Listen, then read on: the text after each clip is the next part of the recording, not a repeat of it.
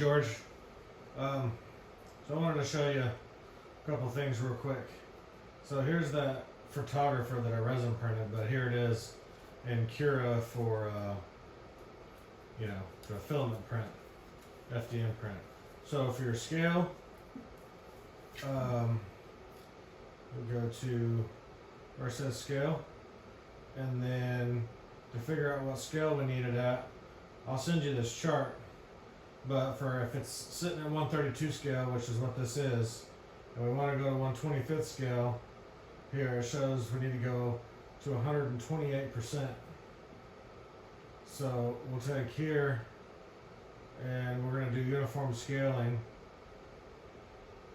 and we're going to change it to 128%. Alright, so there it is. Now it's at 125th scale. Or if you want 124th scale, then you just go to 132 and then come over to 124th. And then that's 133.33%. But I'll send you this chart. Another thing I'll tell you, it's good to keep everything organized. So I have a folder on my desktop for 3D printing, and I have one for my resin printing. So if I go to here, I've got one labeled airbrush because I was making some stuff for my airbrush deal. I have some calibration stuff so I can see how well my printer's printing. Just some other stuff. There's slot car stuff in here. But anyway, so I keep all this in here, and I label everything. Everything's got a folder within a folder, stuff that I've already sliced, G-code stuff. So anyway, there's that too. So as far as those extra settings, so for your supports, so support, see this guy, he's red. So his feet, this foot right here is going to be fine because it's sitting on the build plate, and so is this leg. But this camera here is going to need a support, and his arms and elbows are going to need a support to print. Now, it's usually better to rotate these usually about 30 degrees. So right there's 30 degrees. And he may print okay sitting flat. But then you're going to come in here and you're going to go down to supports. Here, we'll have to turn this on, but I'm going to select tree for supports. To turn on extra settings, you're going to come up here, two settings. Oh, I got ahead of myself. Come up here, two settings, and it says configure settings, visibility. So once this is on, a lot of this stuff is unchecked. So what I'll do is I'll come up here to the search engine, and I'm going to type in tree, and it'll say support structure. Turn on, click that so you see the check mark where it says support structure.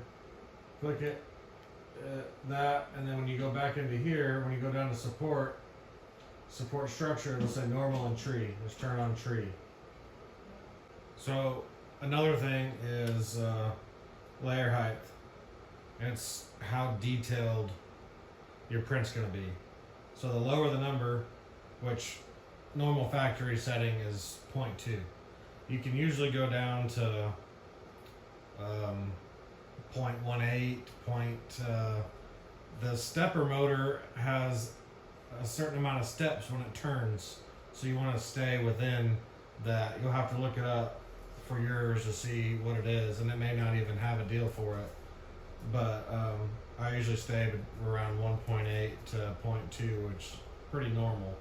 If I want something that's not so detailed, it's thick and big, I'll go 0.3. Here's another example of, so this green right here, blue it's fine, it's on the build plate. So it doesn't need any supports obviously. But there's this hole right here with this red, so that's an overhang. So if it tries to print that, it most likely isn't going to print correctly. So it shows red. It'll show red here. So then that's when I'll go in here and go to supports, and I'll turn supports on, and I'll select tree, and then it'll generate that support for that. So if I go to slice, it's going to slice it. I can go to preview, and you can see it turned blue in there. And if I go here, you can see where it's created the tree in there. It kind of forms like a tree. It's small, and then it grows branches out to help support that overhang. And this is that Carrera border, which here's also an example of a brim. So all the brim's going to do, depending on some printers, they have glass beds. Like my other printer has a glass bed. So depending on the temperature of the bed and whatnot, sometimes it'll warp. So to prevent warping or the corners lifting, you can put a brim on there, and it'll help the print stay flat on the bed while it's printing.